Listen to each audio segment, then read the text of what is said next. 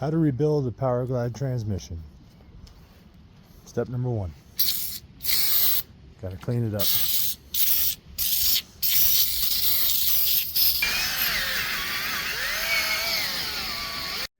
Now you're gonna want to get it show quality clean.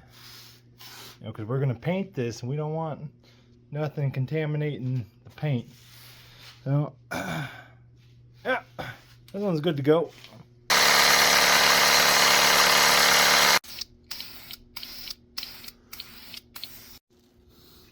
And ain't she just cleaning up nice?